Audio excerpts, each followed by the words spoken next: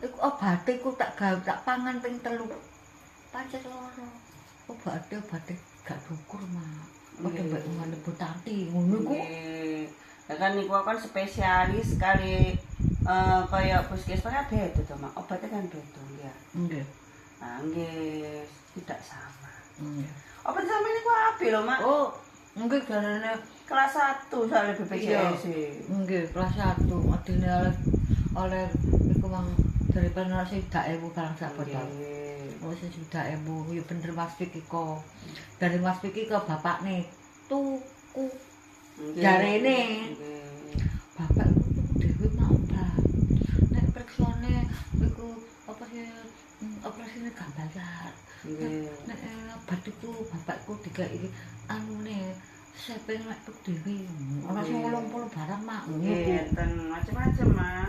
Tapi sampeyan iki kan ten Pak Saripudin kan hari Rabu to. Nggih. Mungkin ningali hari Rabu ya nopo balik malih nopo mboten kan dereng semerap. Cuma nek ten Bu Irma ten Polidalam nanti sampai check up bulan 2 tanggal 23 bulan 1 tanggal 22 cuma ambil obat saja. Pentok ya. Nggih, tak pentekno. Kula saged saya saged kan enten saya bebuna. Nggih. 1 bulan, mboten niku obat damel gula pun enten jatahe 1 bulan. Nggih. Sampe benten Surabaya ngoten ah. Jatah 1 bulan. Oh, nggih. Nggih. Aku kan ngomong ngene. Namanya gak padha. Teko aku diperiksa kabeh ki terus disedot sak sedotan untuk didekek nggone laboratorium ngono kok meniku dikandani. Nggih, dilep. Dilep meniku dikandani. Niku darah gulae ngeten, darah gulae ngeten.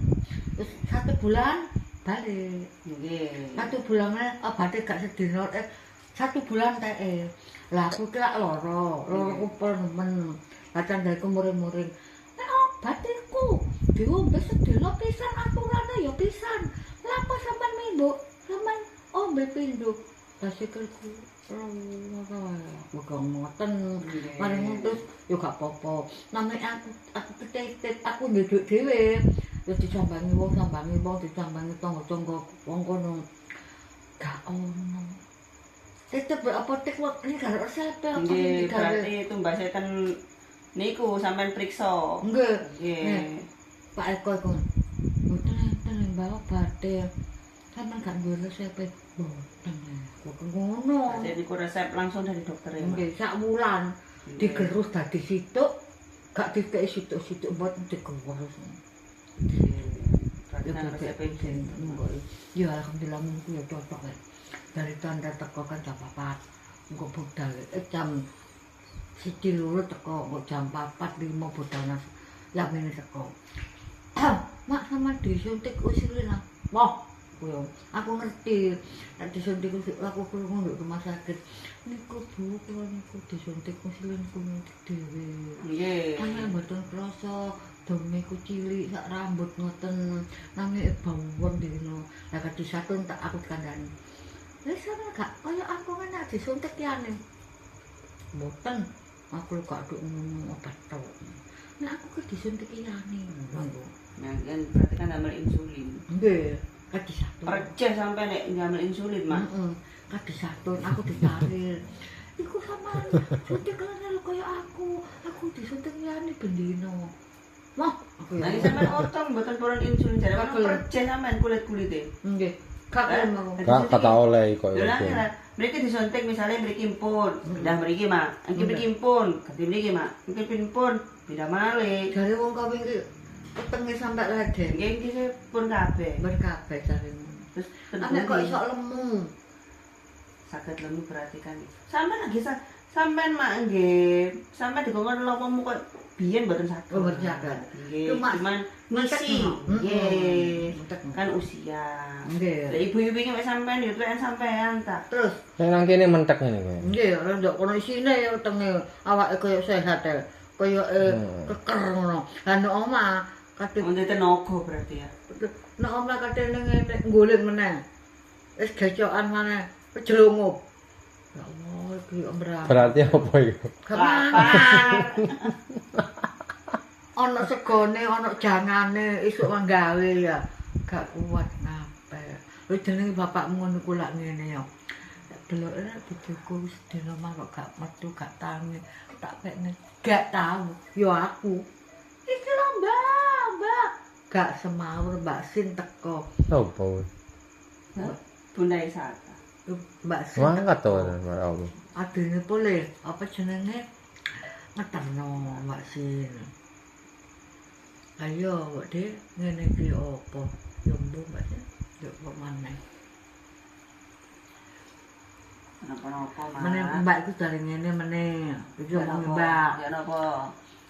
Mak, sampean sementara nduk kono engko nek aku teko, sampean nek Gak apa-apa masih nang kene lho. nang Gak dokter, apa-apa. takut dokter sampean nek kepengin tak susul ae. Nggih, pokoke Ngomong wis ngono. mboten pokoke engken terakhir. Sampeyan wis penak ta susul. Lho, nek penak, mripate wis gak loro, wis Tapi kan enak nang kene. ya jenenge ya apa lho ya aku. Ya pokok nek sampean krungu duit-duit krungu di bane payung iku aku ndonga. Engko dikena digawe mangan emak, ge anakmu ge apa seneng le.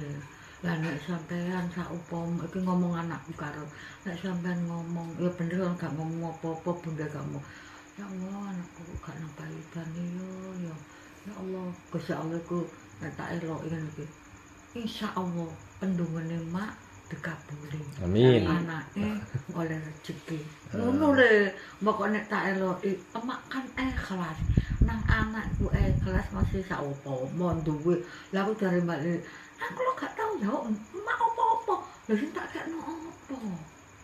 Gak muncul. Biyen mangan ae terlalu kita gak ada utang. Aku ket biyen masih gak dikeki man bapakmu ning ngono. Gak duwe utang, marai apa? Engko nek dikongkon wong alhamdulillah, dikongkon engko nek oleh beras tak pangan mbek klopo. Nek gak oleh beras tok, tak pangan ambek berambang mbek iki apa nunu klothok. Iku tau nangis nek selepan iku ditunggu imbanggil mbek Maksum diteluk. Wis mulih ira sama diteluk. Mak menika lho dikeki beras. Lah kate tak teng iku apa? Marut klopo selawe. Dikeki apa mbek karak.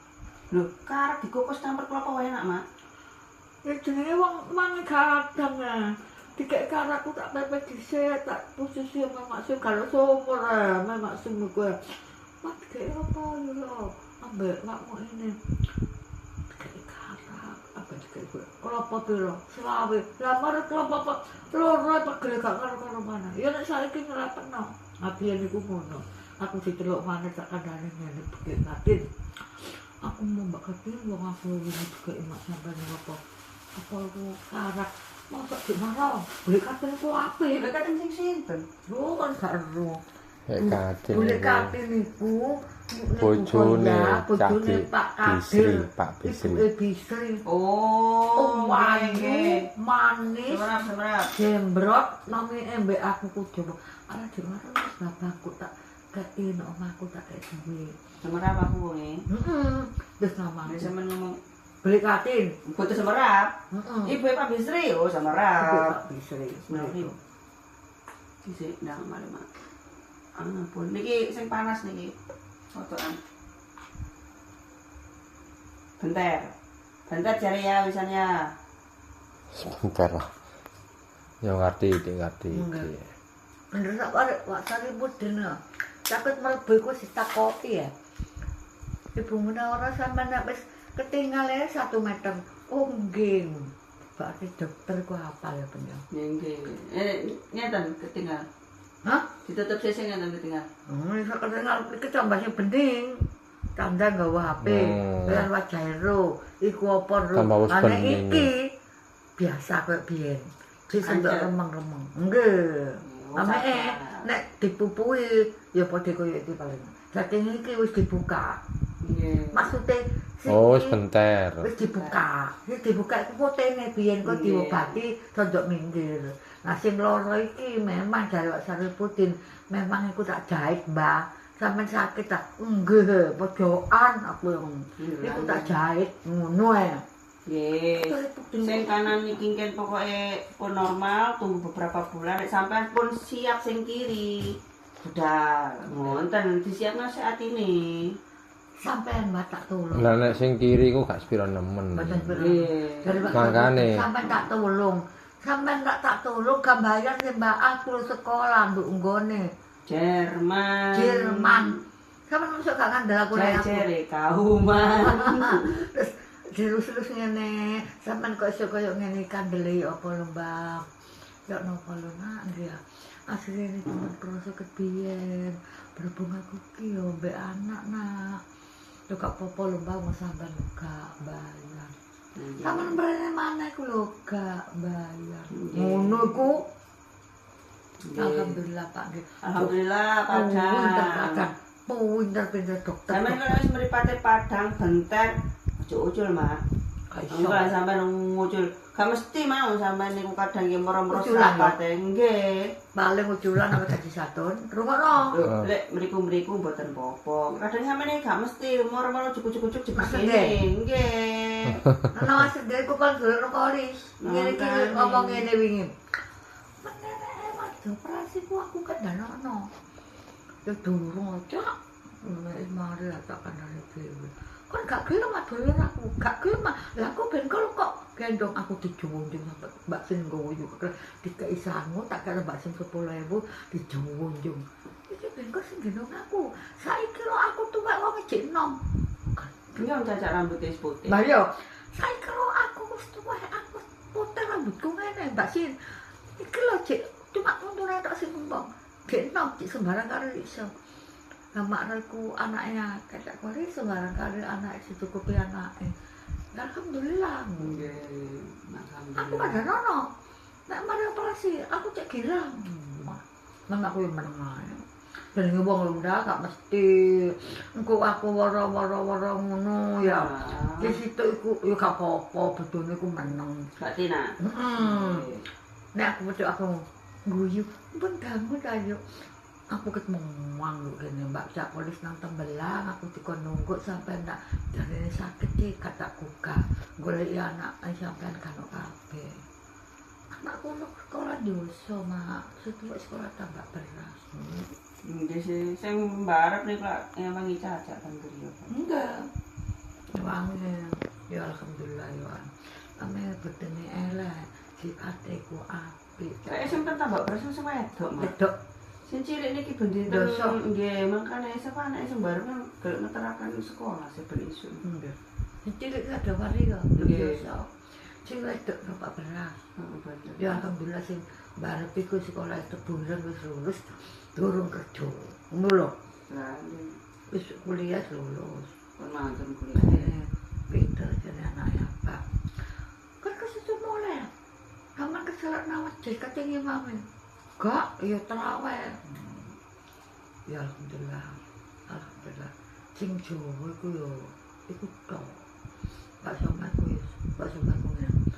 Aku ki mbok diul ku mbok konene ambek kowe.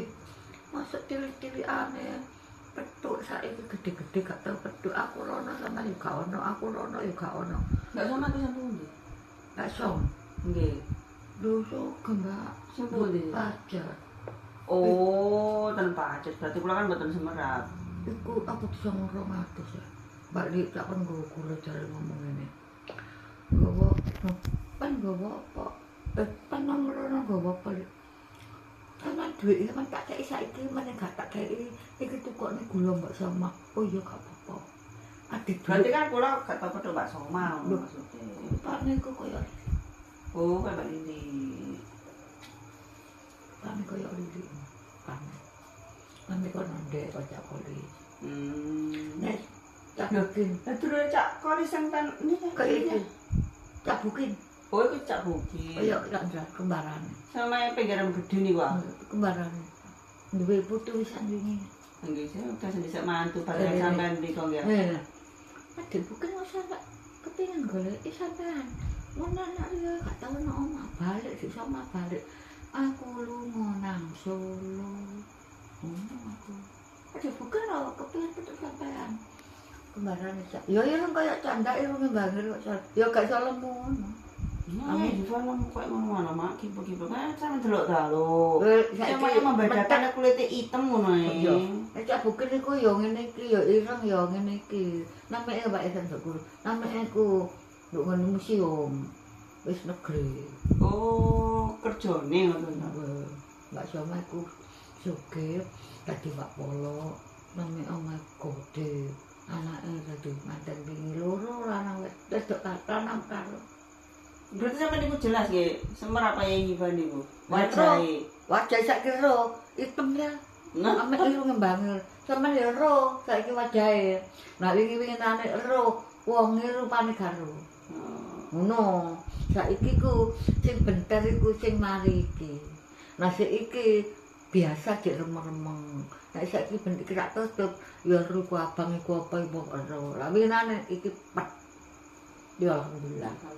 Alhamdulillah. Menek takone Pak Sarudin maneh. Mun ketinggal sing balak no. Paling ku meneng ngono maneh. nggih. Sampeyan ngantu aku ojo wedi. Oh dibuka mripate. Bapak dibuka kok boten itu. Akan sampeyan dibuka ku lho. Marang terus iku ditutupi ngene. Terus koyo sakmene ku dilebokno mripat. Enten alate iki. Kuping gede seluntupi. Koyo tisu ngono ya. Nggih. Tisu kudung iku dilebakno rene, marang ngono kuping iki koyo ana alate maneh, terus marang aku rak ndablek nahan nafas, ngempet nafas, gak oleh. Sama gak oleh nahan nafas. Iki sida ta gak sida? Nek sampean gek nahan nafas, cek wedi, cek piye balik kasih operasi. Aku eman sampean, Mbak. Sampean niku aku eman. Wong sampean lu gak balar aku. Aku eman. Makane wong iku ambek aku ya wis padha-padha mbek wong-wong. Kaya Pak Kurnia. Pak Kurnia aku ya apik mbek. Kulo niki sakit napa sih Pak Kurnia kok awakku lambat napa sakit. Sampean niku asam urate niku. Maksude ngoten. Lah kaya grindingan ngono sih Pak. Nggih. Nami enak genangan mulang sakit. Mak iku tok sakitku kabeh lho sehat. Nek misale mboten maem napa-napa kayak sayur, tak mawon kita sik iku mak gringgingan. Mboten. Mboten Nek sayur tok wareg, makane aku njaluk sayur tok kadhe iwak. Sayur tok ya gak apa-apa. Lah nek tok kei iwak sing lemak-lemak, wuh, gak tak pangan iku ketok. Tak pangan iku engko bengi ku tenul. Aduh, iki apa ya. Iku mang yo apa ya ngono. Mangkane aku gak kei iwak iku gak apa-apa, kok ana dudu.